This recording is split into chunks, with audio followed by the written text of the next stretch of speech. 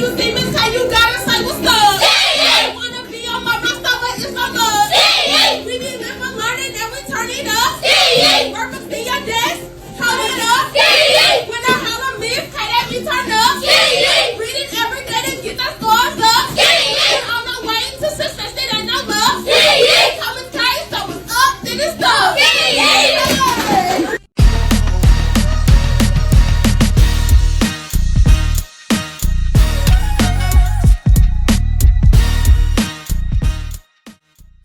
Hey everybody, it's your boy Captain Hunter coming at you again. Thank you so much for tuning into this video. Please make sure that you check out other videos on this platform. Make sure that you hit that rate, subscribe, and share button. Hit that rate, subscribe, and share button. Really means a lot, and I really appreciate it. Also hit that thumbs up or hit that thumbs down. Comment in the comment section below, and we'll make it do what it do, right? So the video that we started off with is the viral video of the teacher. I thought it was like first or second graders, but maybe it's kindergartners. I don't know what the school age kids are. They're school age kids, right? So what I want to talk about is obviously I want to focus on men, but I appreciate this particular sister, and I too had mixed feelings about this video, and I was going to play it, and I was going to do something about it before, but I decided I'll hold off because I have mixed feelings about it, right? I really have mixed feelings about it. And let me answer the elephant in the room here. Let me respond to the elephant in the room. Why did not teachers look like this when I was in school? I don't know. Maybe we just need to, kind of confront that. I want to talk about the dilemma between being black and intelligent, black and educated. And here we see the manifestation of that. And this is the problem that people have. People don't like our ability to code switch. They don't like our ability to have one foot in, one foot out, however you want to phrase it, right? There's always this discomfort with black people who have intelligence, who have degrees. And listen, I get it, because a lot of times, just because they have a certain amount of education doesn't make them any more palatable or tolerable in the workspace, or maybe or whatever other negative feelings or attitudes that come with that, or come with a certain degree of where they grew up at and all that, right? So I'm sure that everybody understands exactly what I mean when I say all this stuff. And this is a problem. This is problematic. It's problematic on a number of terms because it's a discomfort to try to fit into a society that has always deemed us as African Americans as lesser than, or loud, or arrogant, or ignorant, or sometimes arrogant, or rude, or unpleasant to be around. So this teacher is singing a song, and it changed the words of the lyrics. And I listen, I didn't understand most of the lyrics. I really didn't. Only thing I think I heard her say was something about reading, right? Reading more to get their scores up, right? Right. So that was one of the only things I really understood that she said. So let's look at the positives from this. Let's look at the positives. The positives is that there's group interaction. There's movement within the class. There's young boys in the class. We understand that young boys need to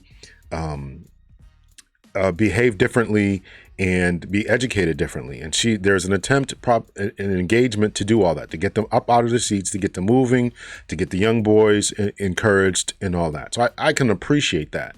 On the other side, yes, is the actual lyrics to the original song by Sexy Red. I think that's who it is, right? And I had to go listen to the lyrics, all this kind of stuff, right? So that's the other part. And we know that right, here's the idea between the two worlds, if you would put it, as I'm going to put it. The two worlds are one being the hip hop, more urban culture, and the one that is supposed to be educating and teaching and more seeming to be more professional, whatever that means, or whoever that means professionalism towards, and whatever the people classify as professional. Is it unprofessional for this young woman, this young teacher, to engage her students with a song that came from the streets and that it was designed for more a negative culture in which flashing, flossing, finessing of males, and just a whole industry.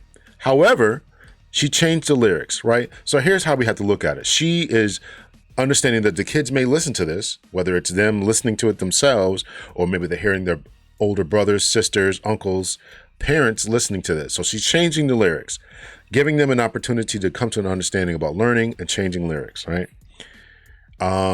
Then, of course, she's probably listening to the lyrics, and Sexy Red may be they're probably in the same age group, right? She may be a little bit older. The teacher may be a little bit older than Sexy Red, I don't know. But she's probably listening to them and encouraged and empowered by another girl power situation, yada, yada, yada. And so decided to co-opt these lyrics because it's something that she listened to and said, hey, this is something I can get my kids to listen to because maybe they're listening to it and I can put a positive spin on that. This is the dilemma. This is the dilemma that I had, and I'm sure that other people have as well. Where do we go with this, and how do we continue to deal with this?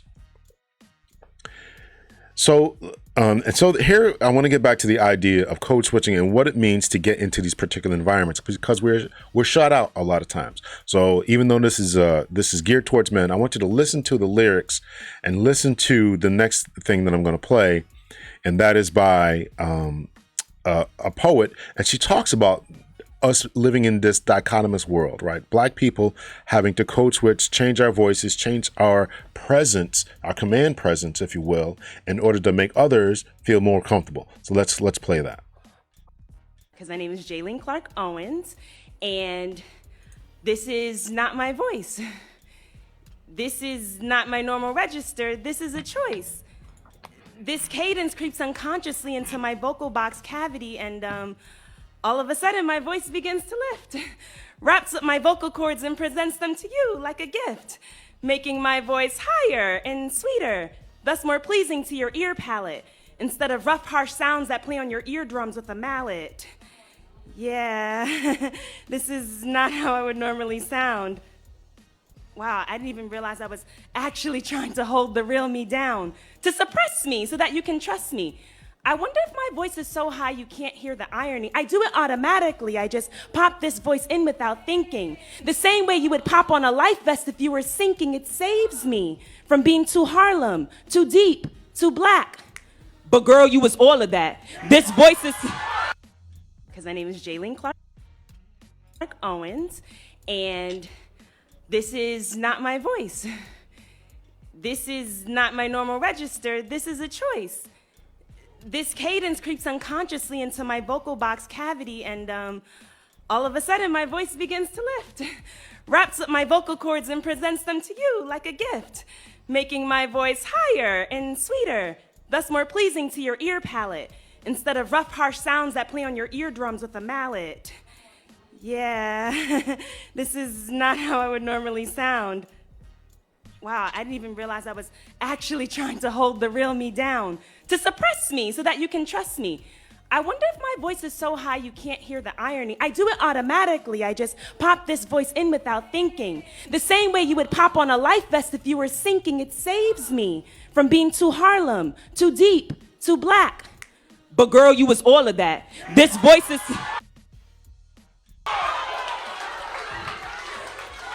This voice is too fly to be left sitting in the cut like a cul-de-sac, waiting for a friend, a family member, your cousin. Why can't the voice you use with an employer be the same one you use with your husband? Because as a woman, we are conditioned from birth to be meek, taught that the man should have the most strength, so we even make our voices weak. Because as a black person, we are taught from birth to be non-threatening, so we quiet the bass of the African drum that strums our vocal cords until the silence is deafening. Because as a female who is black, we are labeled angry black woman, and even when we're not, we get the name even still. So we Kenny G. R. Louis Armstrongs until we sound tranquil. Like a tranquilizer gun, temporarily sedating your true self so you may be easily handled. True self on mute, but this voice matters too. Hands up, don't shoot. This voice has roots in New York City, is gritty, knows that life is not always pretty.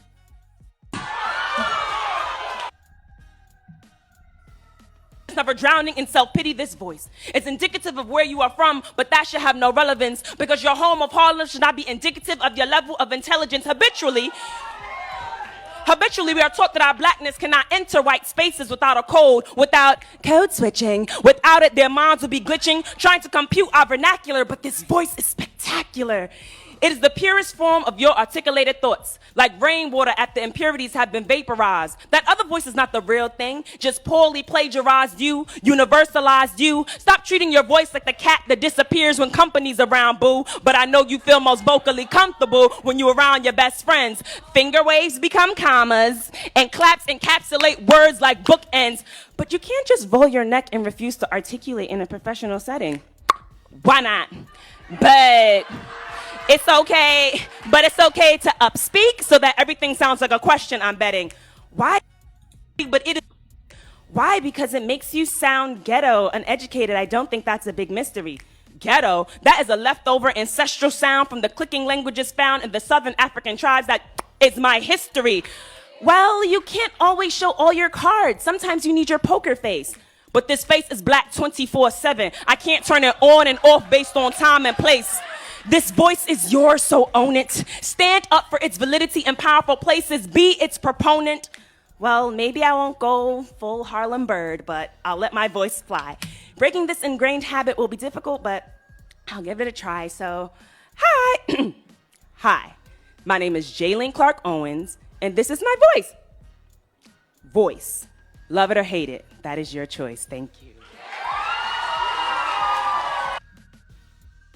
Okay, so here we see, here I had to, kind of chop it up because it was on this particular platform. So shout out again to DL Hewley for putting this out there, and shout out to the young lady who did this, right?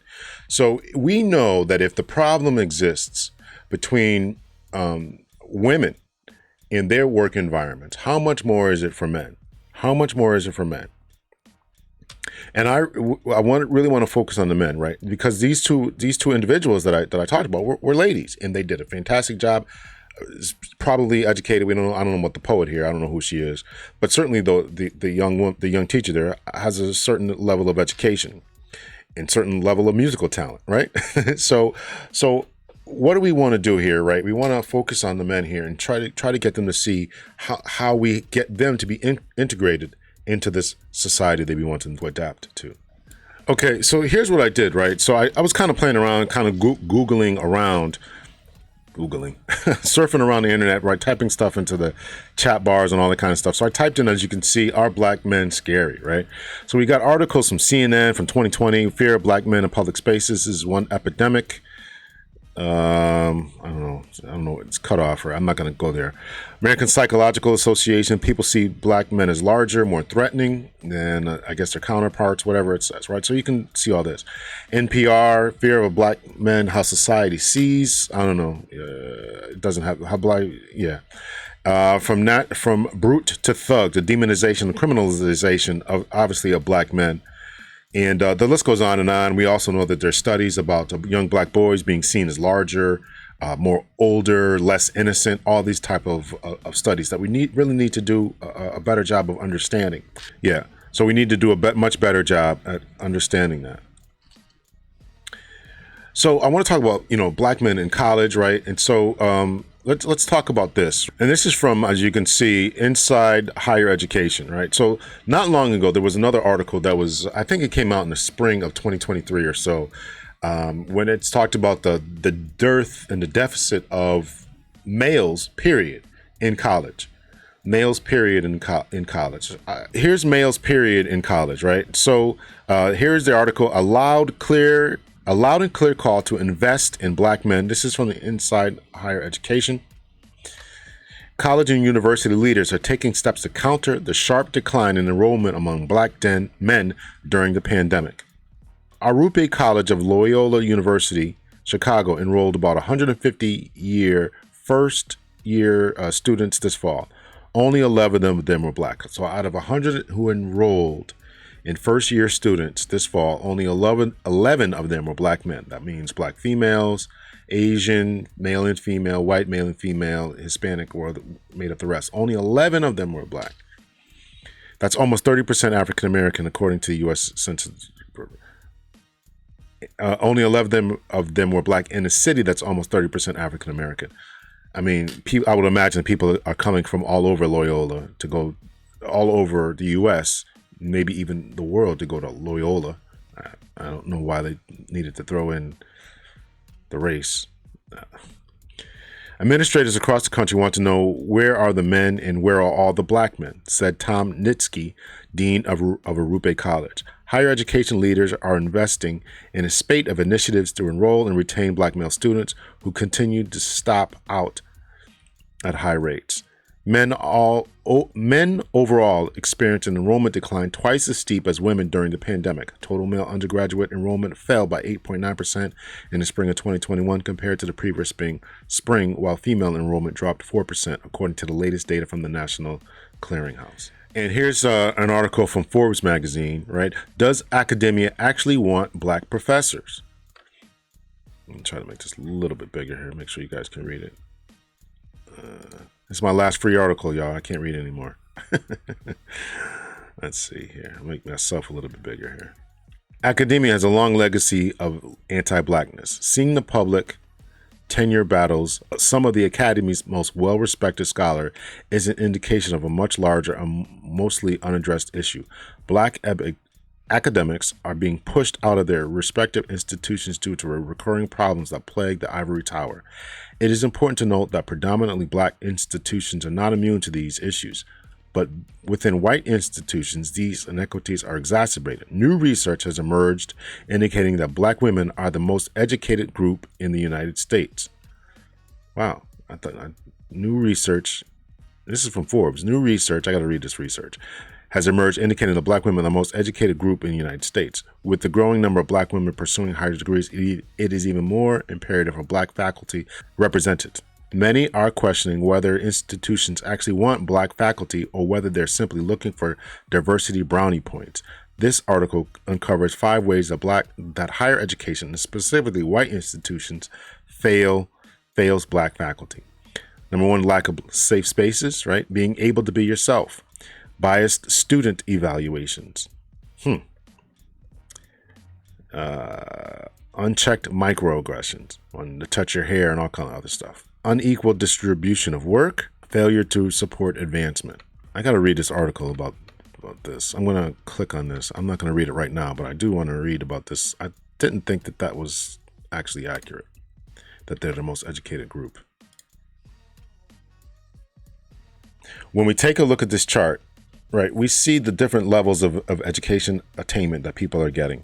Associate's degrees, there were 1 million awarded. Females got 640,000, and whites are 48% of that. Hispanic 27%. Black is still. Why do they keep saying we're the most? Are they looking at percentages? I don't even understand why they keep saying that. Bachelor's degrees. I mean, Hispanic females are also overrepresented, right? Depending on who's claiming to be white and who's claiming to be Hispanic. Bachelor's degrees, 1 million, almost 2 million are given out. 59% of that is white. Males make up 61% of the 800,000. Of the females, white make up 58%, and black only make up 11.6%. 17% for Hispanics, 8% for males. Looking at master's degrees, these higher degrees, right, because they're supposed to be blowing us out the water with that, 737,000. Well, that's it. We're giving out master's degrees. 62% were white. Black was 13% of that number. This is not good, right? 11% of the 260,000, 11% were males and 14% were females. So, doctorate degrees, blacks are getting, black males, males are only making up 10% of this number. That's 17,000. Yeah, so I mean, we got to do better, but to make these pronouncements that men are, I don't know why. This isn't Forbes. Did anybody fact check this? Has emerged indicating black women are the most educated. No, they're not. This is an incorrect statement. It's an incorrect statement. All right, so I don't want to keep going on with that, right? So my point is that we got to get more black men in schools. We've got to do that loud and clear call to invest in black men. And this problem of education and all this, we got to take a look at it. And again, is it good what the teacher did in this video to invest in individuals? I don't know. So let me know your thoughts, your opinions, right? How do we get black men to step up? My shout out to the lovely ladies who are doing what they're doing. I'm not trying to make this a competition at all. But we got to take a look at what's going on here and try to make sure that we figure out how we can best support and educate our black men. And I think that one of the things we have to do is invest in them and have more strong, positive male role models within the classroom and also in academia. Let me know your thoughts and your opinions.